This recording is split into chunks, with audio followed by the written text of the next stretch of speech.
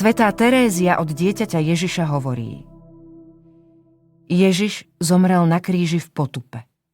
A napriek tomu to bola najkrajšia smrť z lásky. Zomierať z lásky však vôbec neznamená zomierať s nadšením.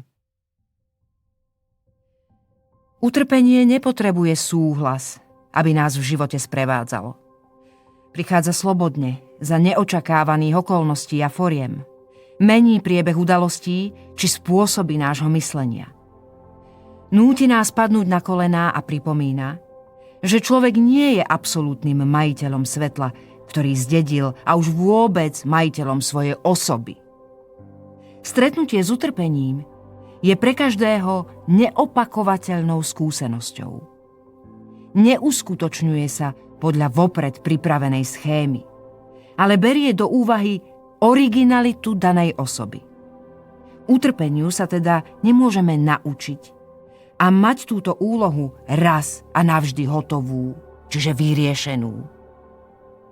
Vždy, keď trpíme, srdce musí v sebe obnovovať úkon viery, nádeje a lásky.